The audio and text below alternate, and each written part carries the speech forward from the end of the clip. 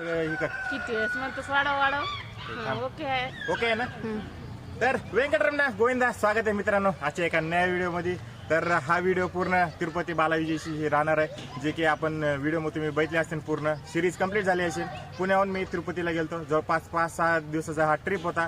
13-14 जण निघालतो आम्ही. तर आता या व्हिडिओमध्ये मी तुम्हाला कुठे नेणार नाही फिरायला, काय नाही. फक्त या व्हिडिओमध्ये सांगणार आहे की तुम्ही तिरुपतीला जात असाल पुण्याहून किंवा पूर्ण महाराष्ट्रातून, पूर्ण ऑल ओव्हर द इंडियामधून, तर तुम्हाला किती रुपये लागतात एका माणसासाठी किंवा पूर्ण ग्रुपसाठी. तर आम्ही टोटल 14 जण होतो. 14 जणांपैकी एक जणाला किती खर्च आला ते सगळं तुम्हाला कॅल्क्युलेशन सांगणार आहे. म्हणजे पुण्याहून ते वापस पुण्यापर्यंत घरी येण्यापर्यंत किती रुपये टोटल खर्च झाला त्याचा मी आता या व्हिडिओमध्ये सांगणार आहे. तर या व्हिडिओला सुरुवात करूया. नवीन असला तर लाईक करा, कॉमेंट करा आणि शेअर करायला विसरू नका. आणि लाल आहे ते बटन ते काळ करा, कारण त्यानं आपल्याला सबस्क्राईब होते चॅनलला. तर या व्हिडिओला सुरुवात करूया. बघत राहा प्रवासी अजय आणि व्हिडिओला चालू करूया. तर आता मी सुरुवात करतो. पूर्ण व्हिडिओपासून तुम्हाला सुरुवातीपासून सांगतो काय नेमकं झालं. तर जवळपास आता रविवार म्हणजे रविवार सोमवार अशा प्रकारे सांगतो. तर पहिले रविवारी होती आमची ट्रेन, रात्री 12ची होती. कन्याकुमारी एक्सप्रेस, जी पुण्याहून डायरेक्ट तिरुपती जाते. 16-381 असा नंबर होता. आणि जवळपास 2 ते 3 महिन्या अगोदर आम्ही बुक केली ते ट्रेनचं तिकीट आहे जे जनरलमध्ये. तर त्याचं तिकीट एका माणसाला जवळपास 550 रुपये आलं. तुम्ही ऑल ओव्हर द इंडियामधून कुठूनही घेऊ शकता, महाराष्ट्रातून घ्या किंवा कुठूनही घ्या, दिल्लीहून घ्या. तर 550 रुपये एका माणसाला तिकीट आलं पुण्याहून तिरुपतीला जात असताना. तर आता सांगतो 550 रुपये ट्रेनचा, यायचा ट्रेनचा 550 आणि जायचा 550. आणि त्यानंतर इथून आता घरी निघालो. रविवारपासून सांगतो, पहिल्या दिवशीपासून तुम्हाला. तर रविवारी निघालो आम्ही. जवळपास घरून निघून एक 30 किलोमीटर होतं माझ्या रूमपासून. तर PMT पकडली, त्याला जवळपास 60 रुपये लागते. PMTला पकडल्याच्या नंतर घरून निघाला 60 रुपयात. पुन्हा स्टेशनला गेला. स्टेशनहून 12ची ट्रेन पकडली.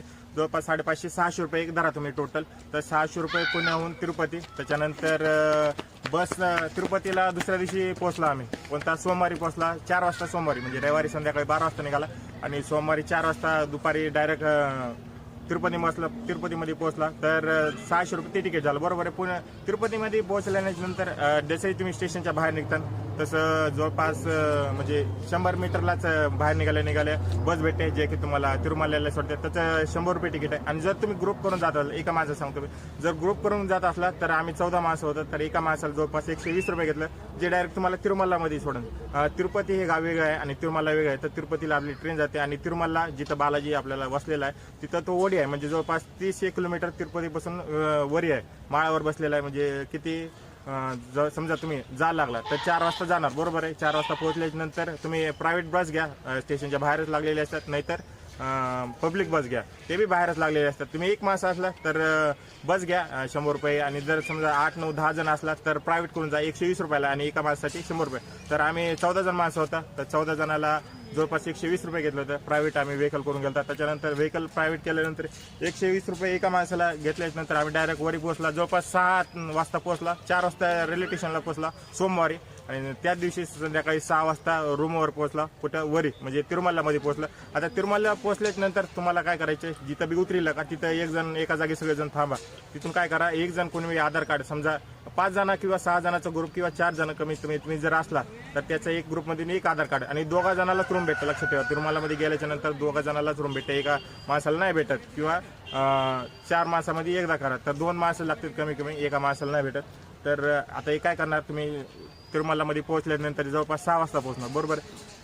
6 वाजता पोहोचल्यानंतर तुम्ही एक जण आधार कार्ड घ्या आणि रूम बुकिंग करायला जा. आता तुम्ही डिपेंड आहे कोणत्या वारी पोहोचता. तर मी तुम्हाला एक सोमवारचं उदाहरण देतो. तुम्ही सोमवारी पोहोचला. बरोबर. सोमवारी पोहोचल्याच्या नंतर काय करणार, तुम्ही रूम बुकिंग करायला जाणार. जवळपास 2 घंटे लागते रूम बुकिंग करायला. तिथं काही डिपॉझिट घेत नाही, कॅश घेत नाही, काहीच घेत नाही. फक्त पावती फाडायची आणि पावती फाडून वापस यायचं. तिथं घेत नाही. त्याच्यानंतर 1-2 घंट्यानं तुम्हाला मेसेज येईल. मेसेज आल्याच्या नंतर जिथं बी मेसेज येईल त्या नगरमध्ये जायचं ऑफिसला. 550 किंवा 650 रुपये असं डिपॉझिट आहे. 550, 600, 650. त्याच्या रूमचे प्रकार आहेत. एक 50 रुपये आले, 100 रुपये आले, 1000 रुपये आले, असे 3 प्रकारचे रूम भेटतात. तर ते त्यांच्या मनावर 50 आणि 100 रुपये आले ती त्यांच्या मनावर देणार. 1000 रुपये आले जर तुम्हाला पाहिजे असले, फक्त काही वेगळं नाही, AC असते आणि थोडंसं अपर क्लास असते, म्हणजे दिसायला भारी दिसते आणि राहण्यासाठी बी थोडं भारी असते. तर 1000 रुपये आली पण भेटते. तर तुम्ही काय करा, 50 आणि 100 वालीच घ्या. जास्त महागाची घेऊन काही उपयोग नाही. 50 आणि 100 वाली एकमेव पडते. तुम्ही तर 50 वाली घ्या, आधार कार्ड घेऊन जा. 50 वाली बुक होईल. 2 घंट्याच्या नंतर तुम्हाला SMS येईल. तर पहिला हा सोमवारचा राहिला. तुम्ही रूम बुक केल्याच्या नंतर रूमवर जाणार राहणार. इथं लागली तुम्हाला किती 550 रुपये डिपॉझिट. एका माणसासाठी 50 रुपये घेत आहे. तर एक माणसाच्या आधार कार्डवर 2 दिवस राहा तुम्ही, 100 रुपये होते. पहिल्या दिवशी 50 रुपये घेते. पावती लिहिले असते पैसे डबल लागणार, पण त्याची गरज नाही, डबल पैसे लागत नाही. तर पहिल्या दिवशी 50 रुपये आणि दुसऱ्या दिवशी 50 रुपये. म्हणजे सोमवारी तुम्ही पोहोचला, सोमवारी रूम घेणार आणि मंगळवारी पण राहा. ज्या टाइम वाजता तुम्ही रूम बुक केली, म्हणजे 6 वाजता तुम्हाला जर SMS आला तर त्याच्या पुढून जेव्हा तुम्ही पेमेंट करता, 6 वाजता SMS आला आणि समजा तुम्ही 7 वाजता पेमेंट केली कशाची, स्लिपची, रूमची, तर 7 ते 7 असं टायमिंग धरला जाते 24 तास. तर तो 2 दिवस थांबा. 2 दिवसाची किती तुम्हाला लागले, 50 रुपये एका माणसाला राहिले. तर 4 दिवस राहिला आणि 2 दिवसच राहा एका रूमवर, एका आधार कार्डाच्या. तर 4 दिवस राहायचं असलं तर 2 आधार कार्ड लागते. त्याचे किती झाले, एका माणसाचे 50 रुपये. समजा 4 दिवसाचे किती झाले, ते 200 रुपये झाले. बरोबर आहे. हा दुसऱ्या दिवशीचा प्लॅन आहे. मग तिसऱ्या दिवशीचा काय प्लॅन असणार आहे तुमचा? तिसऱ्या दिवशी समजा आता सोमवारी पोहोचला तुम्ही, मंगळवारचा काय प्लॅन आहे? सोमवारी पूर्ण आराम करा. मंगळवारी सकाळी 8-9 वाजता आंघोळ बिंघोळ करून सकाळी निघा आणि दर्शनाला जा. दर्शनाला तिकीट काढलेली असू नसू 300 रुपये, त्यातलं कुपन ते टोकन ते खूप सारे प्रकार असतात. पण फ्री दर्शनाला जा तुम्ही. मी सरळ म्हणतो 8 ते 9 तास लागतात कमीत कमी. असं म्हणजे गर्दीवर डिपेंड आहे. तुम्ही कधी जाता, शुक्रवारी जात असला तर 10 तास लागतात आणि मंगळवारी जात असला तर कमीच लागतील. आम्हाला तर 8 घंटे लागले होते. तर तुम्ही मंगळवारचा दिवस काय होणार तुमचा सांगतो. तिसरा आहे आपला रविवारी निघाला आपण, सोमवारी पोहोचला, मंगळवारी काय झालं, पूर्ण दर्शनाला जायला लागलं तर सकाळी 8-9 वाजता जा. संध्याकाळी जवळपास 5-6 वाजता तुम्ही वापस येतात पूर्ण दर्शन करून. तर असे 3 दिवस झाला. आता 3 दिवसाचा त्याच्यामध्ये खर्च काय काय लागला तुम्हाला सांगितलं. 4 दिवस रूमचे 50 रुपये म्हणजे 200 रुपये झाले. आता बुधवारचा प्लॅन सांगतो. मंगळवार ठीक आहे, तुम्ही दर्शन करून आला, आराम केला. बुधवारी काय करायचं, जे तिरुमलामध्ये बालाजीपाशी 5-6 देव आहेत, त्यानंतर पापनाशम, की तुम्ही ऐकलं असेल पापनाशम, त्यानंतर बालाजीच्या पादुका किंवा आकाशगंगा, पाताळगंगा अशा नावं ऐकले असतील. तर ते करायचे तुम्हाला कोणत्या बुधवारी, 4थ्या दिवशी करायचे. तर जर तुम्ही प्रायव्हेट नाही एक माणसा असाल तर 100 रुपयाला एक बस भेटते. बालाजी बस स्टँड म्हणून तिथंच आहे तिरुमलामध्ये, तिथं भेटते. बालाजी बस स्टँडमधून तुम्ही जा. त्यानंतर तुम्हाला पापनाशम जी बस आहे ती कुठं भेटते म्हणजे विचारा तुम्ही. ते बस स्टँडला गेल्याच्या नंतर तुम्हाला बरोबर सांगेन. आणि जर तुम्ही जास्त जण असेल 8-10 जण किंवा 4-5 जण तर बस करा, प्रायव्हेट बस करा. कारण त्याच्यामध्ये तुम्हाला टाइम असते आणि सकाळी लवकर निघा, 8-9 वाजताच निघा, कारण संध्याकाळी जरा लवकर बंद होते. तर त्याचे सांगतो प्राईस ते 100 रुपये झाले आणि 160 रुपये समजा एका माणसाला 160 रुपये घेते. जर तुम्ही पब्लिकनं जातला 100 रुपये. मी म्हणतो प्रायव्हेट करून जा, 60 रुपये एक्स्ट्रा गेले तर चालते. 160 रुपये, कारण तुमच्या चपला किंवा तुमचे जे बी सामान आहे ते सेफ राहते. थोडं सगळीकडे घेऊन फिरायची गरज नाही, थोडं फिरावं लागतं. तर 160 रुपये एका माणसाला. जर ग्रुपमध्ये गेला 5-6 जण गेल्यानंतर. हे झाला आपल्या कुठल्या दिवसाचा प्लॅन झाला, 4थ्या दिवशी म्हणजे बुधवारचा प्लॅन झाला. बरोबर आहे. आता तुम्ही हे पूर्ण दिवस फिरून या, त्याला पूर्ण दिवसच लागते. बरोबर. त्याच्या होतं बुधवार. आता गुरुवारी काय करणार तुम्ही, गुरुवारी पूर्ण दिवस हा शॉपिंगला ठेवा आणि आसपासचं जेवढं तिरुमला आहे म्हणजे बालाजी जेवढा पण एरिया आहे तो पूर्ण फिरा. म्हणजे हा गुरुवारचा प्लॅन सांगावं लागला. पूर्ण फिरा तिथं. काय काय नेमकं तुम्हाला बी थोडीशी माहिती पाहिजे. गुरुवारी पूर्ण तुम्ही शॉपिंगचा आणि पूर्ण फिरण्याचा, जेवण्याचा, म्हणजे तिथलं काय जे बी आसपासचे देव आहेत ते ठेवा. आणि त्यानंतर जाऊ दे.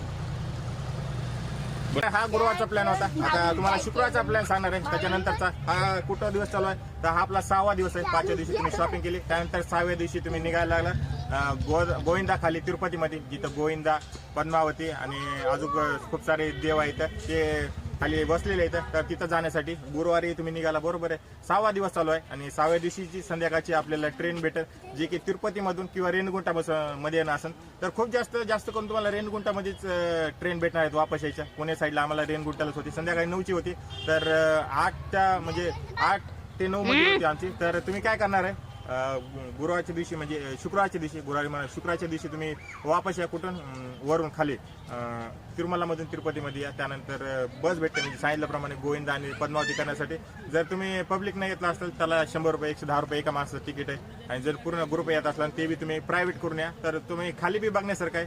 गोविंदा, पद्मावती आणि आसपासचे जेवढे 4-5 मंदिर आहेत ते घुमित आहे तुम्हाला.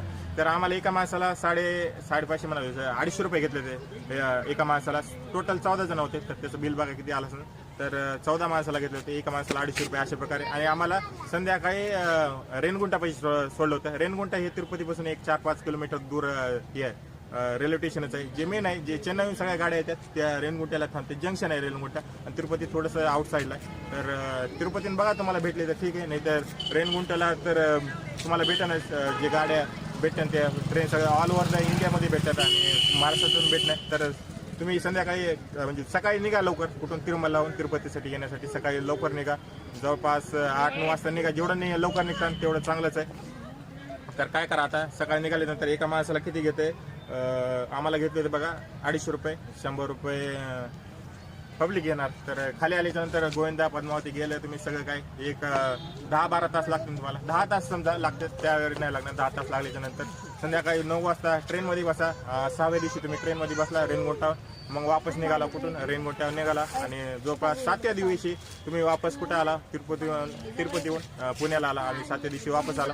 तर हा पूर्ण प्लॅन होता. आता मी तुम्हाला पूर्ण ही लिस्ट दाखवेन. त्या लिस्टमध्ये काय काय तुम्हाला पूर्ण जेवणाचा, खायचा, किती कसा खर्च लागला एका माणसाचा, हा पूर्ण टोटल खर्च तुम्हाला सांगतो किती लागते. खूप जास्त पैसे नाही लागत मला वाटतंय, ह्या खर्चानुसार तर कमीच लागत. तर हा पूर्ण होता 7 दिवसाचा टूर. कसं जाणार तुम्ही, काय काय जाणार, तुम्हाला किती खर्च लागेल, मी टोटल लिस्ट बनवलेली आहे. जर तुम्हाला आवडला असलेला व्हिडिओ तर लाईक करा, कॉमेंट करा, शेअर करायला, सबस्क्राईब करायला विसरू नका, कारण असा मी व्हिडिओ बनवत राहील.